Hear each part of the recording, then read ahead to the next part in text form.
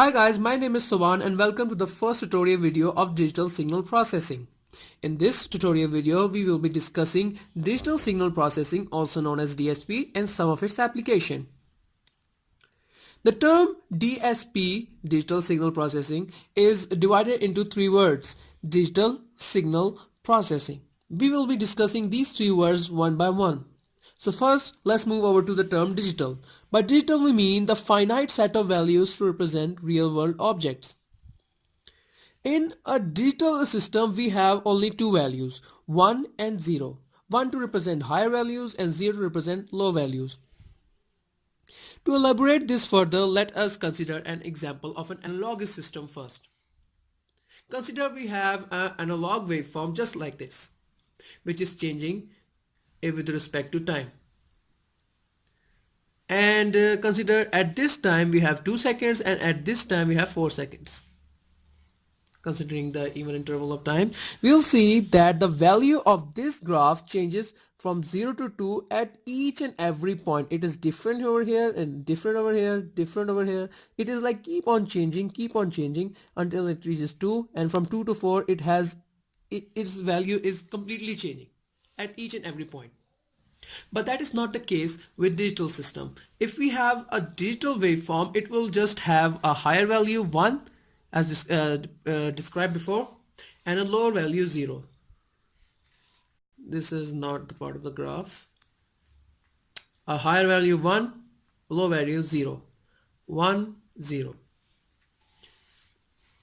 So by finite, we mean that something that is easily comprehended in our system. In an analogous system, we can see that the value keeps on changing and it has infinite values from 0 to 2. So in digital system, we have a finite set of values to represent real world objects.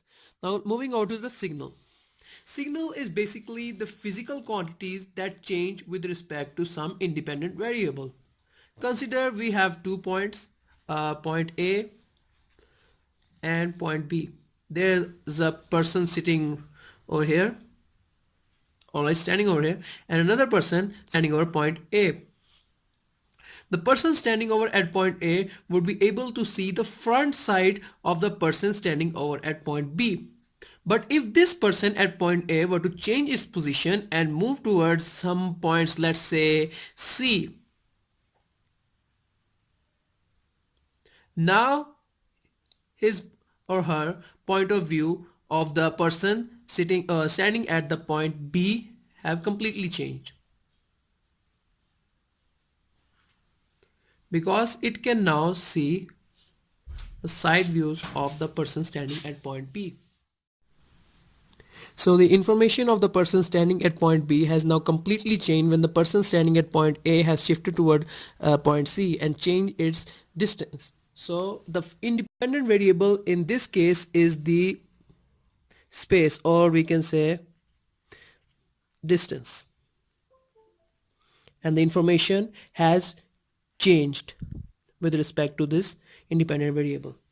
Now moving on to the third term, processing of DSP. Processing is basically the transformation and conversion of signal from one form to another. Consider we have a chart or a table of temperature measured in a weather forecast at time, temperature.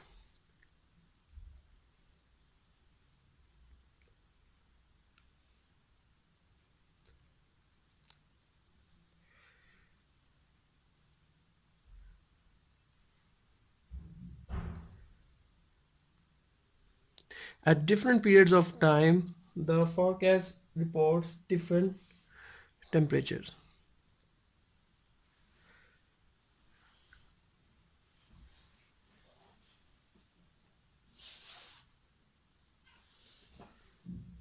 So now we don't need to consider each and every temperature at different intervals of time. We would just see that at what time we had a maximum temperature, an average temperature, and a minimum temperature.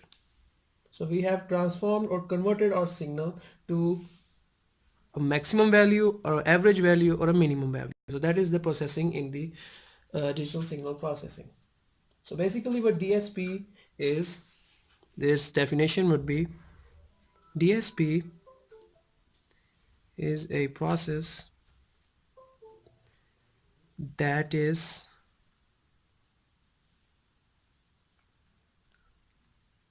concerned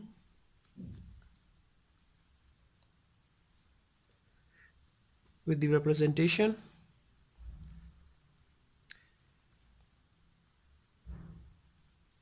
transformation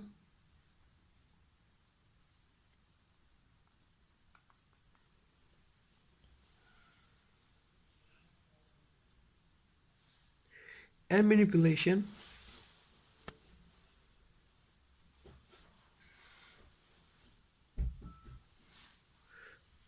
of the signals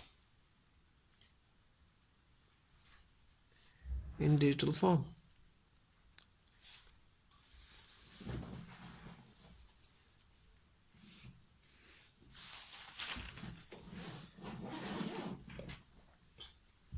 DSP is basically involved by applying mathematical and computational algorithms.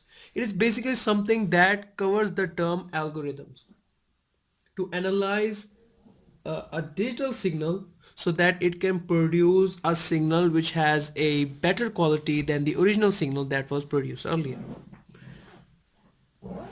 So we say that DSP involves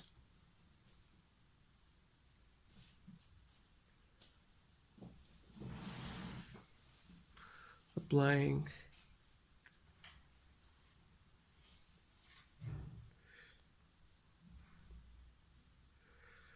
mathematical and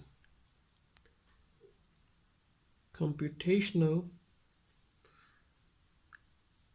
algorithms. Basically, it is a process that is concerned with writing algorithms to solve different solutions of real world objects converted into digital form.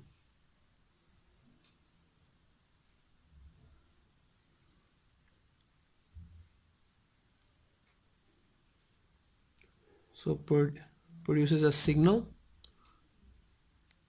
which has a quality greater than the original signal.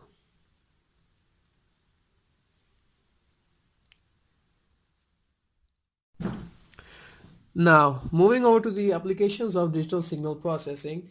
Basically, digital signal processing has an enormous series of application in this world, but we will be discussing only a few for our tutorial video. First, we will be discussing the application of DSP in the field of radar.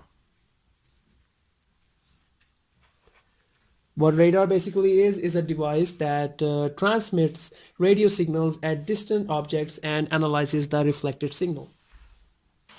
And DSP is used extensively in this field. We have a transmitter end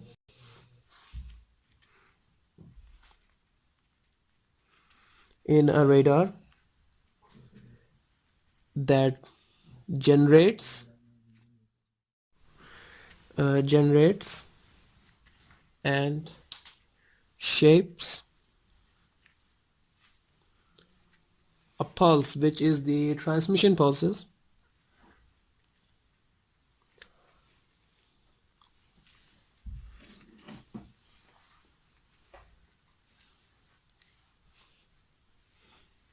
It also controls the antenna beam pulses.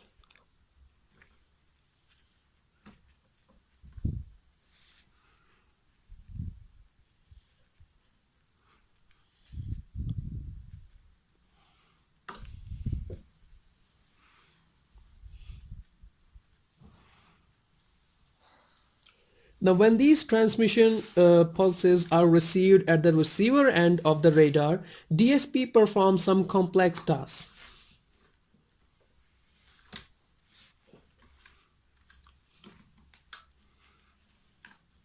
What are those tasks? We will be discussing that. There are three particular tasks. Number one, STAP, which is the space time adaptive processing.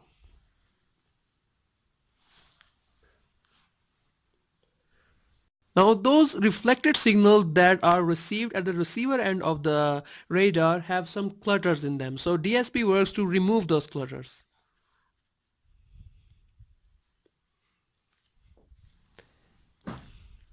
And there's also another process involved which is known as beamforming.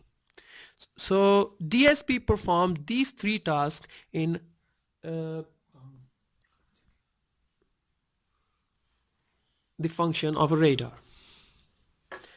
Now moving over the medical field, we will see that there is a gigantic instrument known as the MRI.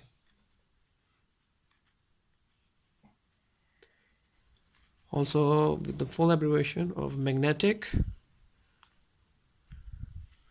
resonance imaging. Without DSP, this thing cannot work.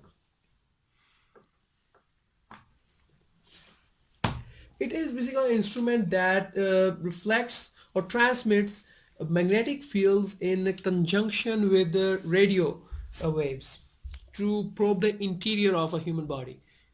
So it is used in the diagnosis of the internal organs of a human body, and now this system enables real-time acquisition, processing, and display of ungated cardiac movies at moderate video rate of 20 image per second. So the function of DSP in this field are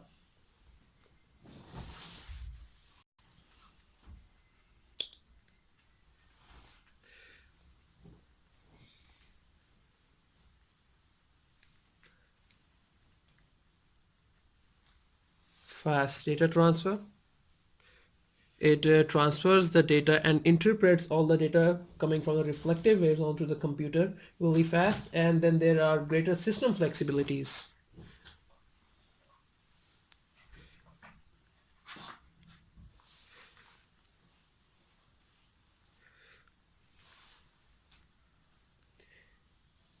Which also includes the ability to scale to multiple channels. Now, number three and the last most important thing is the rapid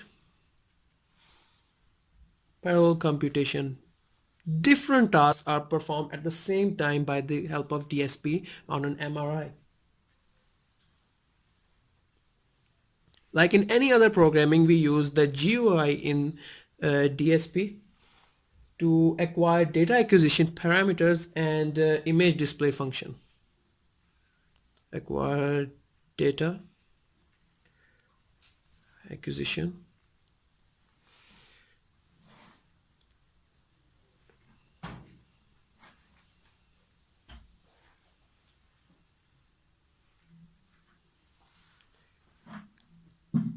image display function.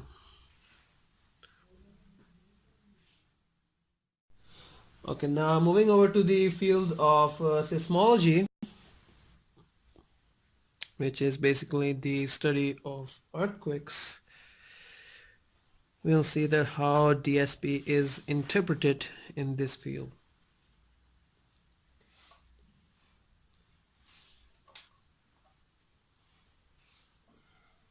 Okay, so we have DSP in seismology.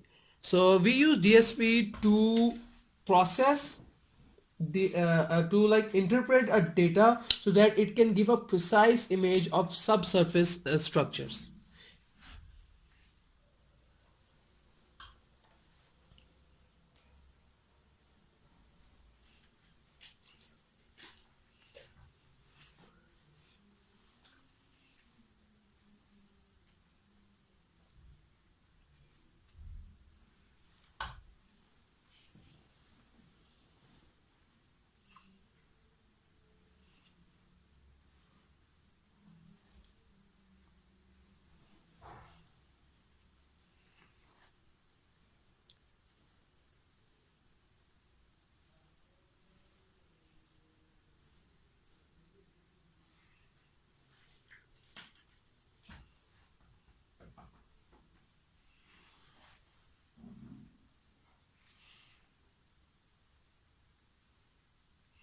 Now how do we do that? We use DSP. And how does DSP gives precise image of subsurface structures? It filters out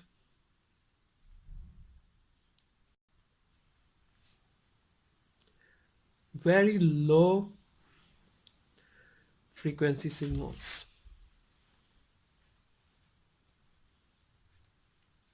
Because when we consider in the field of seismology an ideal case, we see that a sound pulse is sent into the ground which produces a single echo for each boundary layer the pulse passes through. So if we have these layers of earth and a sound wave is transmitted down, and after each wave per layer it produces a reflective wave, a echo in the direction opposite. Each echo returning to the surface must pass through all the boundary layers above where it has been originated. Uh, but unfortunately, the situation is not this simple. This There is sometimes an echo of an echo. We have two echoes. We have an echo here, and the layer beneath it produces an echo that interferes with the echo originated in the layer above it. So there are two layers of echoes. DSP distinguishes these two echoes, the secondary echo from the primary echo, by filtering out very low frequency signals so that it can give a precise image of subsurface structures. So that is how DSP works in the field of seismology. Now moving over to the field of space, we'll see the use of DSP. Whenever we take a photo in space, sometimes it is of a really low or unpleasant quality, which is frequently the case with images taken from unmanned and satellites and space exploration vehicles. So, unmanned satellites plus space exploration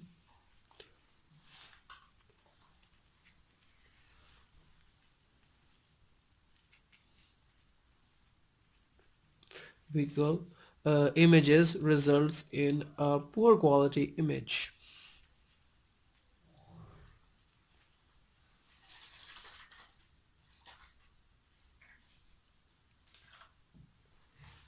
DSP can improve the quality of images taken under extremely unfavorable conditions in many ways. We will see those ways. Number one, we have a way is the brightness and contrast adjustment. DSP controls varies the brightness of the image taken and also controls some of its other adjustments. So varying the brightness.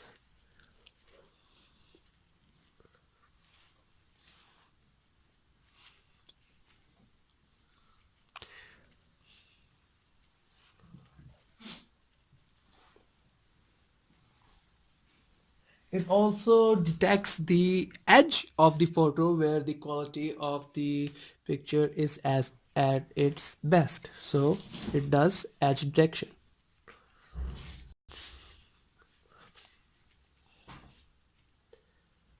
Sometimes some videos shot in the space have noise in it. So it reduces those noise reduction.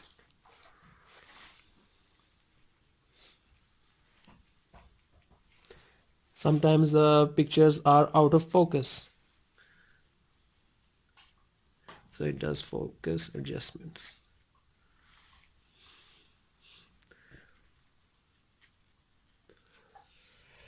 Uh, and sometimes we have a motion blur picture, and DSP helps to reduce use in basically industries and vehicles. Sometimes these gearboxes have gear teeth which sometimes are worn, chipped or have gone missing. So how do we know that the gear teeth needs to be updated? With DSP techniques, some effective diagnostic methods are developed which are used to detect and monitor the detective gear teeth in order to enhance the reliability of the entire machine before any unexpected catastrophic events occur. These are the uh, graphs of the working of a gearbox in optimal or good condition,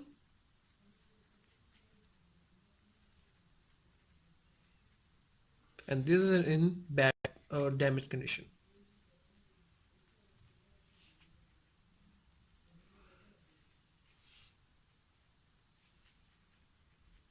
Vibration signal analysis, this is the process name that we'll be using to find the defective gear teeth in a gearbox. So a vibrational signal is sent inside the gearbox to detect if there is any sort of a defective piece in it. If the gearbox is in good condition and everything is in its place, we get a result like this, which we have a meshing frequency over here. And that meshing frequency's value is of 300 Hertz. We'll see that over here this is 270, and like this is the meshing frequency at 300 Hertz. And this is the sideband frequency. And over here we also have a sideband frequency. Because since the value of sideband frequency is 16.17 Hertz, let's write it over here. Fi, the initial sideband frequency, is 16.17 Hertz, and the meshing frequency is 300 Hertz.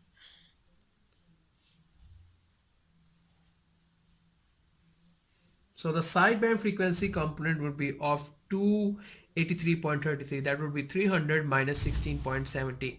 But if the gearbox box has some defective piece in it and a vibrational signal is sent down into the gearbox, we'll get a graphical representation, a digital signal just like this. We'll see that the sidebands in a defective gearbox are dominant as compared to the sidebands in a optimal condition gearbox. So we will see that there is something wrong with the gearbox and it needs to be repaired. So these were all the applications of DSP that have been discussed in the video tutorial. Hope they were of